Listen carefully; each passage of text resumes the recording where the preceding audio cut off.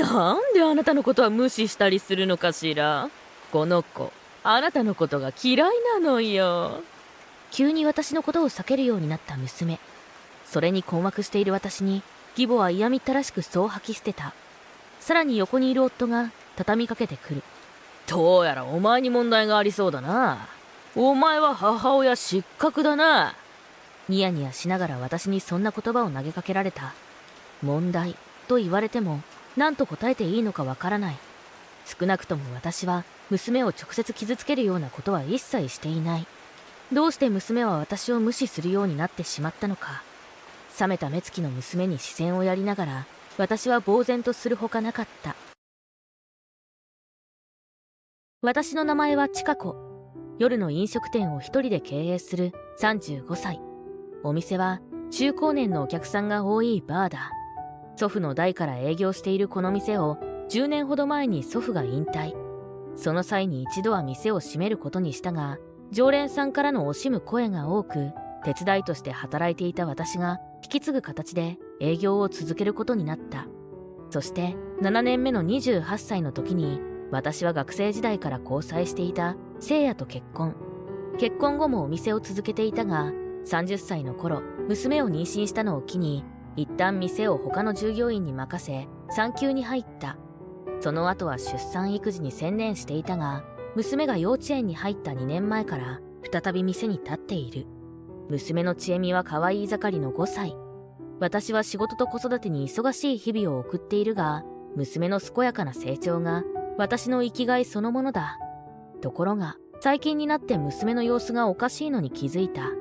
最初に違和感を感じたのは、ある日幼稚園に娘を迎えに行った時のことだ。千恵美、今日のお歌の時間何を歌った？お友達のマナちゃんとはどんな話したの？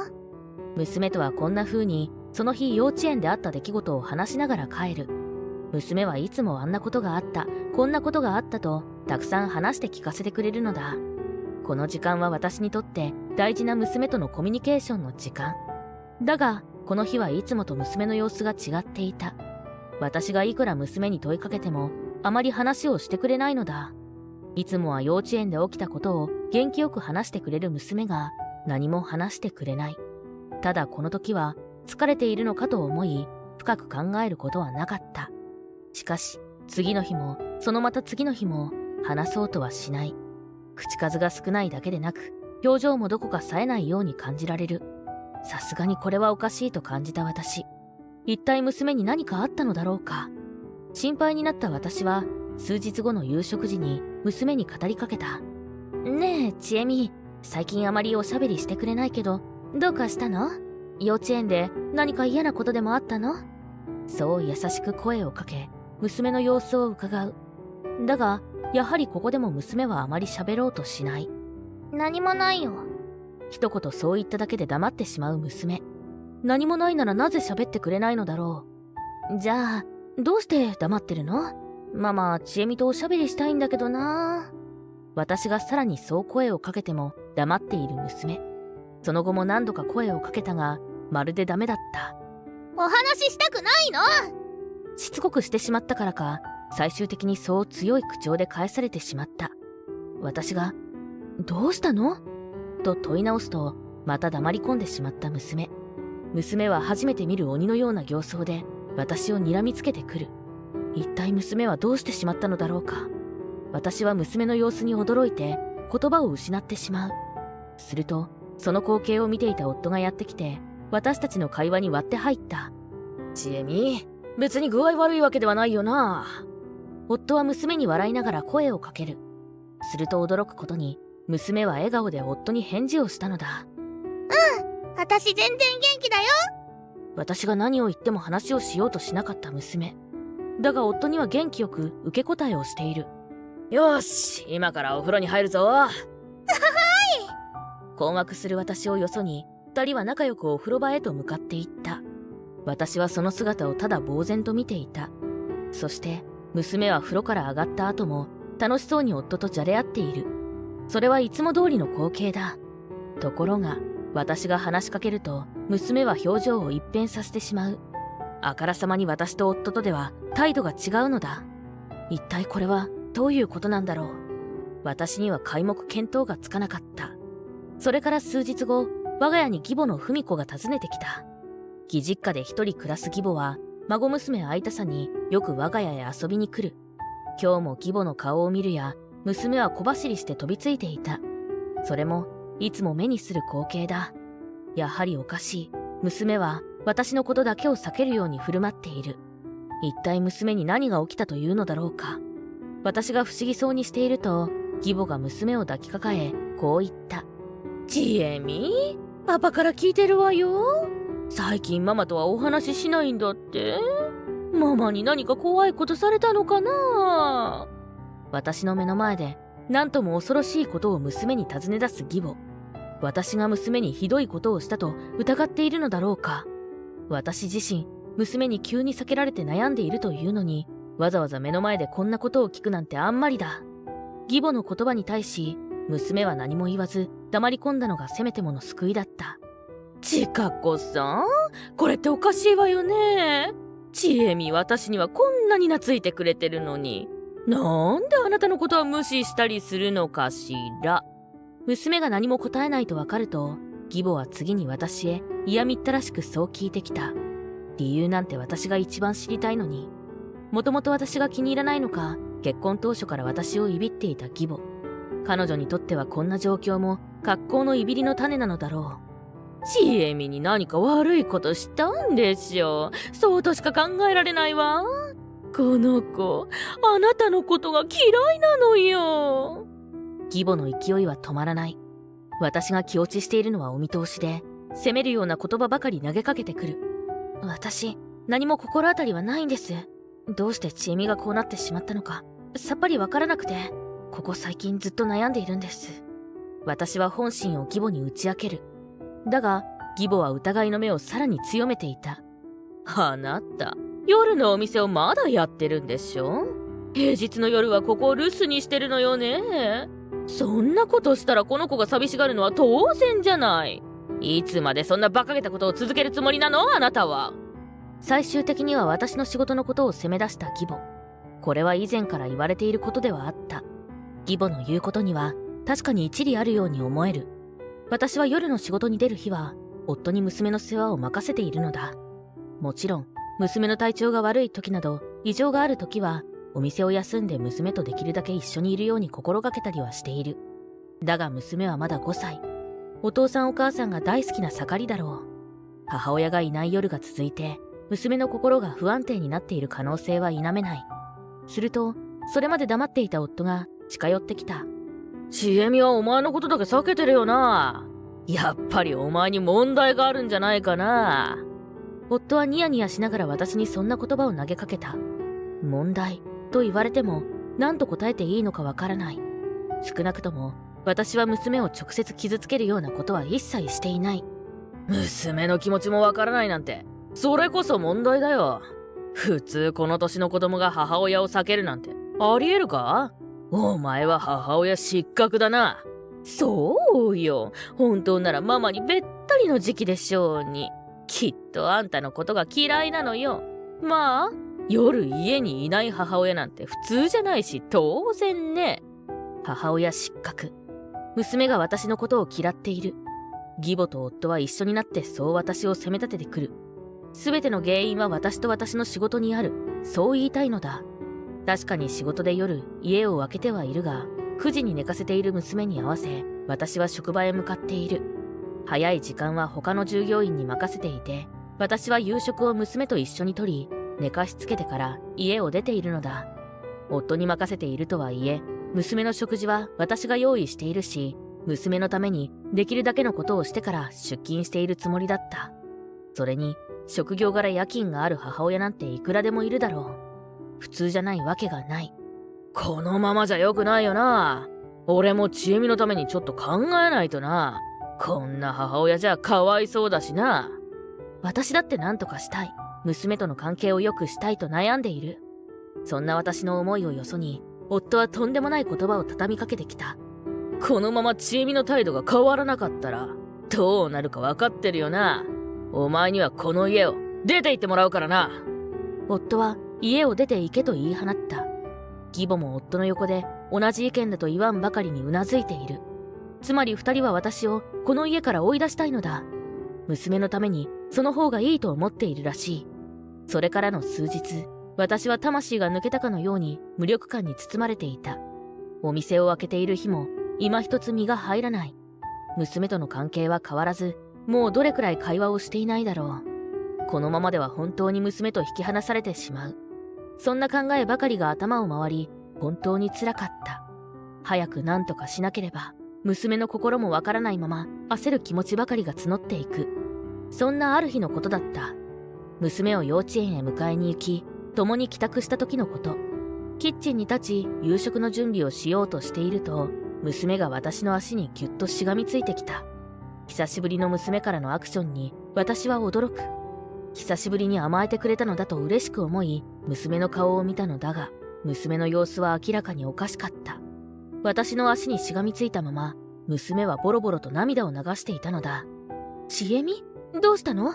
どこか具合でも悪い？私は恐る恐る娘に話しかけた。すると、ママ、ごめんなさい。娘は泣きながら謝っている。一体何のことかわからず、私が混乱していると、娘はさらに泣きながら話し始めた。ママ、ちえみのこと嫌いにならないで。いなくならないで。そう言って、ついに泣き声を上げて泣き始めた娘。私は娘を抱きしめて落ち着かせる。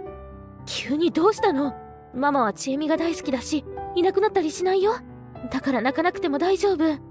娘の背中をさすりながら、そう優しく声をかける。本当にいなくならない？しゃくり上げながらそう何度も確認してくる娘。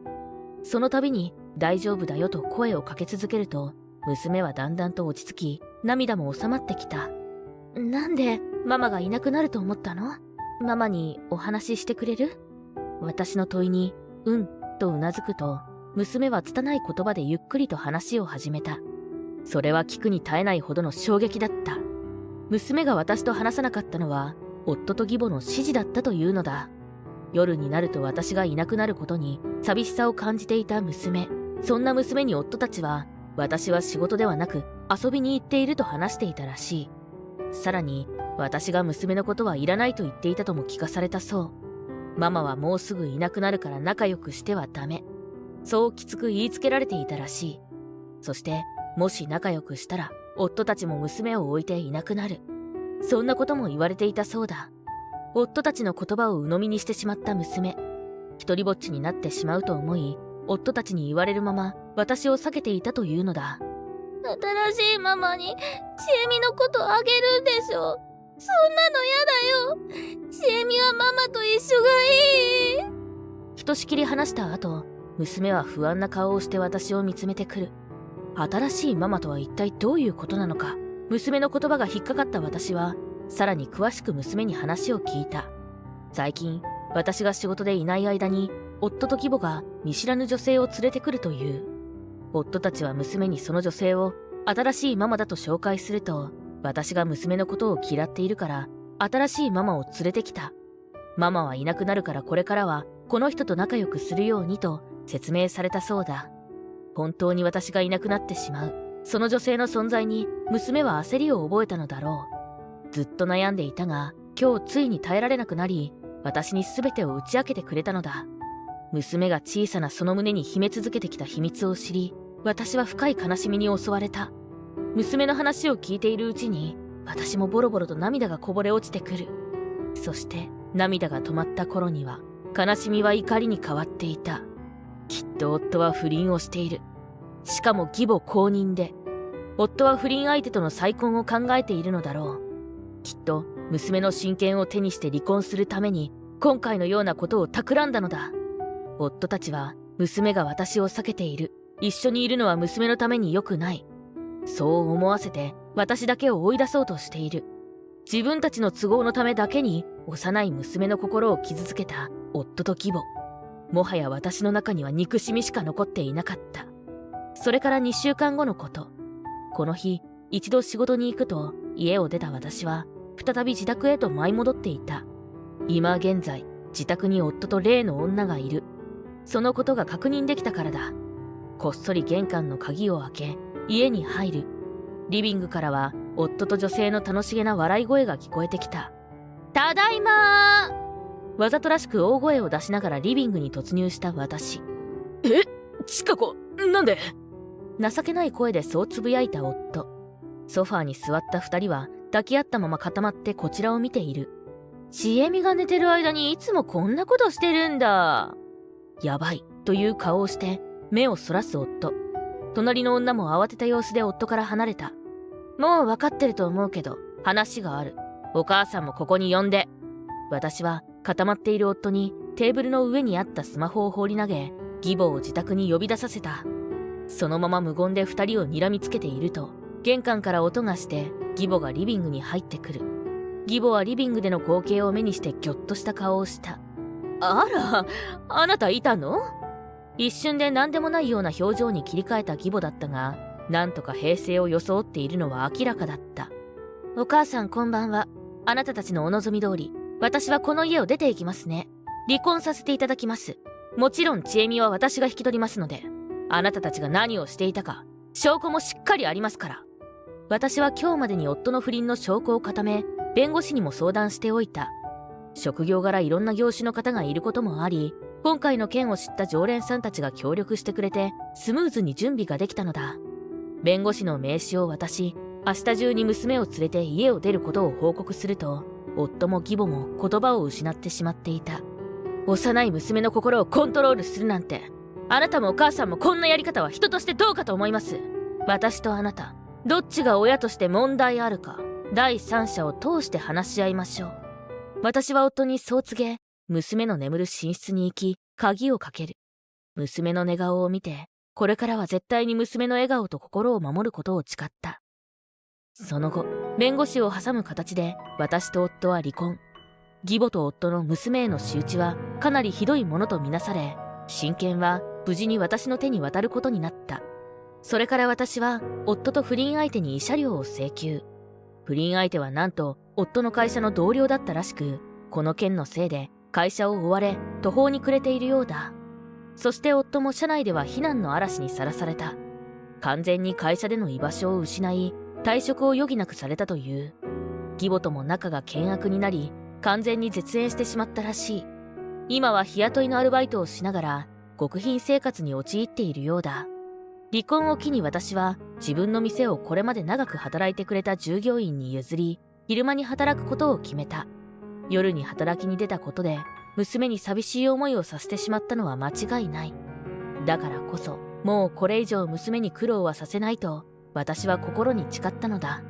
今は毎日娘の横で夜を迎え、傷ついた娘の心のケアに努めている。